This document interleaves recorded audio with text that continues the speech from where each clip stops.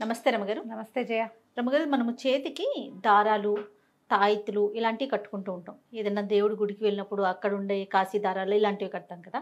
వీటిని కట్టుకునేటప్పుడు ఏదన్నా అంటే నియమాలు పాటించాలా? ఐ మీన్ జాగ్రత్తలు తీసుకోవాలా అని. ఉన్న కాంప్లికేషన్స్ చాలా ఇంకా చెప్పాలి. డౌట్స్.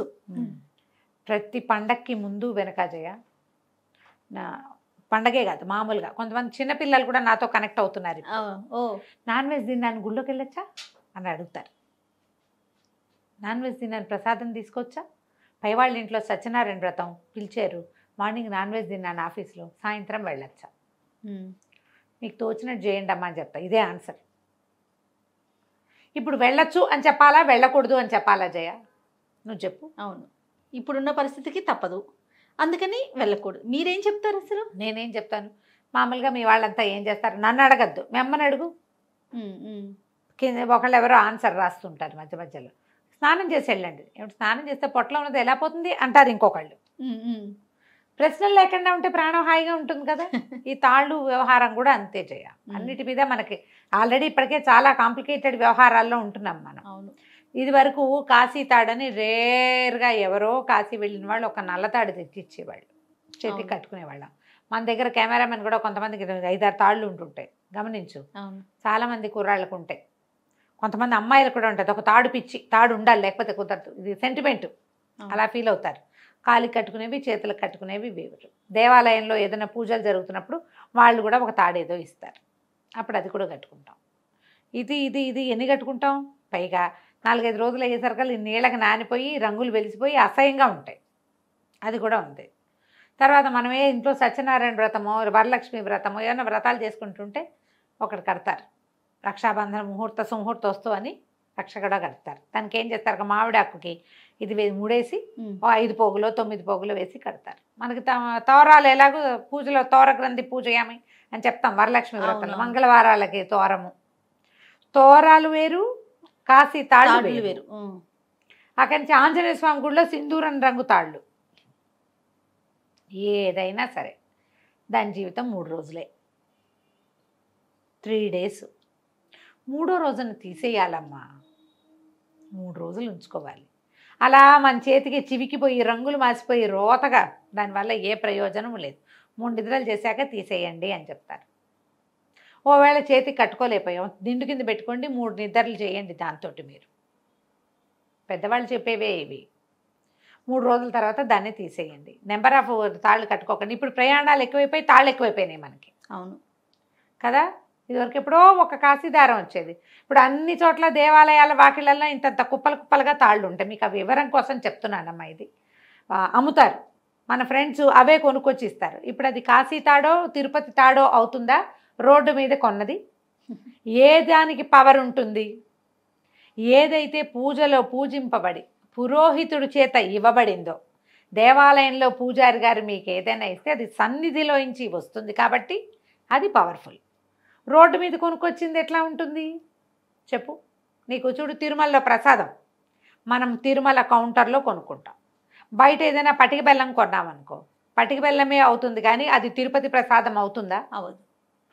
మనం షిరిడి కూడా లెక్కలోకి రాధారమ్మ గారు. ఇప్పుడు షిరిడి వెళ్తాం మీరు అన్నట్లుగా, రోడ్డు మీద మొత్తం షాప్స్ కనిపిస్తాయి. ఇవి కనపడితే ఇవి కొని మనం తీసుకెళ్ళి సన్నిధిలోకి తీసుకెళ్ళి ఇవ్వాలమ్మా. వీటిని సన్నిధిలోకి తీసుకెళ్ళాలి, అక్కడ నైవేద్యం పెట్టించాలి. పోనీ ఎవరు పెట్టలే వాళ్ళు లేరు, అక్కడ పెట్టరు, నువ్వు పట్టుకెళ్ళు నీ చేతితోటి. నువ్వు పాదాల దగ్గర నుంచి బాబా గారి దగ్గర నుంచి వస్తావు, అది అక్కడ పెట్టి తెచ్చుకో, అది పవర్ఫుల్. నువ్వు రోడ్డు దాన్ని తీసుకొచ్చి ఇంట్లో దేవుడి ముందు పెట్టుకొని కట్టుకోవటం అలాంటివి. దేవుడి ముందు పెట్టుకుంటావు, నువ్వు కట్టుకో. ఎవరికైనా ఫ్రెండ్స్కి ఇస్తే ఎవరు కట్టుకోరు, దేవుడి ముందు ఏం పెట్టుకోరు. ఆఫీస్లో ఇస్తే ఆఫీస్లో కట్టేసుకుంటారు. అవును. ఏదో ఒక నల్లతాడు, ఎప్పుడైనా సరే ఒక నలుపో ఎరుపో ఒక తారం మన చేతికి కట్టబడితే అది మనకి కొంత రక్షణనిస్తుంది, దృష్టిని అది ఆకర్షిస్తుంది కదా. మన ఆరా మీదకి వచ్చేటువంటి రకరకాల బాణాల్ని కొంత ఇది లాక్కుంటుంది. ఇది నీకు మంత్రపూతమైనది అంటే దేవాలయంలోంచి వచ్చిందైతే ఇంకా ఎక్కువ రక్షిస్తుంది. ఒట్టి తాడు కూడా మంచిది, దాని చెడ్డది అని అనడానికి వీల్లేదు. కానీ దేవాలయం నుంచి వచ్చిన తాడికే 3 రోజులైతే నువ్వు రోడ్డు మించి తెచ్చుకున్న తాడికి అంతకంటే లైఫ్ ఉండదుగా, ఉండదు కదా. మీకు సెంటిమెంట్ మీ ఇంట్లో దేవుడి దగ్గర పెట్టి కట్టుకోండి, అన్ని నిద్రలు చేయించద్దు. ఇంకో తాడు కట్టుకోండి, అది తీసేసి. అలా తాడు ఉండాలి అన్న సెంటిమెంట్ ఉంటే తీసేసేటప్పుడు ఎట్లా రమ్మగారు, ఎక్కడ వేయాలి? ఓహో, అదొక కాంప్లికేషన్. అది ఒక కాంప్లికేషన్. తాళ్ళు తీసేయండి. దీన్ని చెట్టు మీద వేయచ్చు. దేవాలయంలో కట్టినవి, పూజల్లో కట్టినవి, తోరాలు, వీటిని ఏం చేస్తారంటే ఏదైనా చెట్టు మొదట్లో వేసేయటం. కొన్ని గుళ్ళల్లో చూస్తామా, ఆ తాళ్ళు కట్టేస్తారు, తాడు కడతారు, అక్కడి నుంచి వీళ్ళు వెళ్తే అది ఊడదీసి అక్కడ ఉన్న చెట్టు మీద పడేస్తూ ఉంటారు. కొన్ని చెట్ల నిండా అలా వేళ్లాడుతూ ఉంటాయి, తీయబడి ఉన్నవి. అంతా వేలం వెర్రేనమ్మా. అలా అంటానికి బాధగా ఉంది కానీ నాకు. మరి ఏం చేస్తాం? అదే కదా.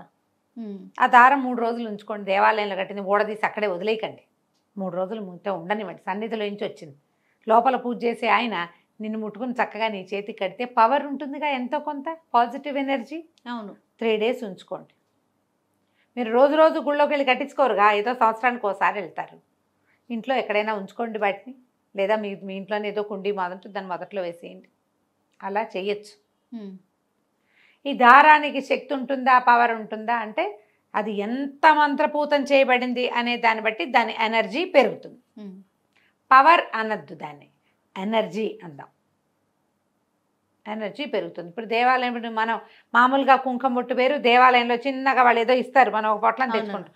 ఇది పవర్ మనకు తెలుస్తుంది, ఇందులో ఎనర్జీ పెరిగింది అని.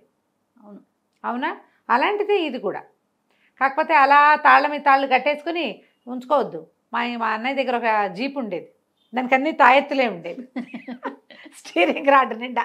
అదేంటా, అదొక దర్గా దాకా వెళ్ళి, ఆ రోడ్లో వెళ్తే అక్కడ ఒక దర్గా ఉంది, దర్గాకి వెళ్ళి తాయెత్తిస్తే కానీ అది కదలేదు కదా, అక్కడ ఆగిపోయేది. అది అదొక స్పెషల్ జీప్ ఉండేది, దాని నిండా తాయెత్తులే. ఆ దర్గాలో నుంచి తాడు తెచ్చి కడితేనే అది కదులుతుంది, లేకపోతే లేదు. ఇది రాగానే ఈ బండి అటు వెళ్ళంగానే వాళ్ళే ఎవరో ఒకళ్ళు పట్టుకొచ్చి ఇచ్చేస్తుండేవాళ్ళు. బాగుంది. ఇప్పుడు మనం కూడా ఇలా తాయెత్తులే మనకు ఒక సెంటిమెంట్గా కొంతమందికి ఉంటాయి. ఉంటుందండి. ఒక్కొక్కరైతే ఒకటి తీస్తున్నామంటే ఇంకొకటి కట్టేసుకోవాలి, ఇంకో తాడు రావాలి, సెంటిమెంట్గా ఫీల్ అవుతారు. అవును. మీ సెంటిమెంట్ అయితే మేము దాన్ని గౌరవిస్తాను నాయన. కాకపోతే ఎక్కువ కాలం నిద్ర చేసి అవి మకిలి పెట్టి చీకిపోయి రంగులు మారిపోయి పంచవర్ణాల తాళ్ళు ఇక్కడి నుంచి ఇక్కడ దాకా అలా కట్టుకోకండి, దానివల్ల ప్రయోజనం లేదు. దాని తోడు మనం ఏవేవో పనులు చేస్తూ ఉంటాం, నాన్ వెజ్ తింటూ ఉంటాం, అవన్నీ తీయలేం కదా రమ్మగారు. కట్టిన తాడిని ప్రతిరోజు ఎక్కడ విప్పుతాం? అంటే ఇప్పుడు నువ్వు నాన్ వెజ్ కాంప్లికేషన్ ఇందులో పెట్టకు. తాడు అసలు నాన్ వెజ్ తినకూడదు అలాంటివి ఏం లేవు, అవన్నీ మీ ఇష్టం. ఓహో, ఇష్టమేనా? ఎవరిష్టం వాళ్ళదే. అది ఇప్పుడు నువ్వు పూజ చేసావు. నేనేమంటున్నా, ఒక 3 రోజులంటే పర్వాలా, నిద్ర చెయ్యాలంటున్నారు కాబట్టి. ఎక్కువ రోజులు ఉంచుకుంటే మెయింటెనెన్స్ ఏదో ఒక చెడు కార్యక్రమానికి వెళ్లాల్సి వస్తుంది. అలాంటి ఏమి లేవరా? అవి ఉంటాయి, అది నేను అవి ఉంటాయి. అప్పుడు నువ్వు ఏదో కాశీ నుంచి రోడ్డు నుంచి తెచ్చిన తాడైతే ఏం లేదు చేయ. ఏదైనా పూజ ప్రత్యేకంగా చేసుకుంటే ఇంకా దారం పనికి రాదు, అది కూడా తీసేసేయాలి. మనం వెళ్ళొచ్చామనుకో, స్నానం చేసేటప్పుడు నిండా నీళ్ళు పోసుకుంటారు, అప్పుడు తాడు కూడా, ఆ తాడును ఉంచుకోవద్దు, అది నూలు తాడులు కాదు ఉంటాయి కాబట్టి పనికిరాదు. అదే దాన్ని వెంట పెట్టుకుని వచ్చేస్తాయి రకరకాలు, అందుకని వాటిని చేయొద్దంటారు. ఇవి చూడండి అమ్మా, ఏవైనా సరే టూ మచ్ కాంప్లికేటెడ్గా దేన్ని తీసుకోవద్దు, చేసుకోకండి.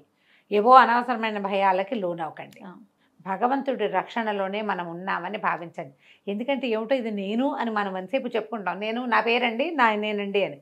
ఈ నేను నువ్వు కాదు, అది దేవుడు. అది నమ్ము అంతే. నువ్వు తాయితీ కట్టుకున్నా కట్టుకోపోయినా నువ్వు దేవుడివే, అది తెలుసుకో మొదట. ఒక్కసారి ఆ నమ్మికలో ఉన్నామనుకో, ఉంటే తాయితీ ఉంటుంది, లేకపోతే లేదు. కరెక్ట్ అండి. ఎవరైనా ఇస్తే వస్తుంది, ఇవ్వకపోతే రాదు. దాని వయసు 3 రోజులు, అదే లెక్క. ఈ లెక్కలో ముందుకెళ్ళిపోండి. రైట్. నమస్తే రమగారు. నమస్తే.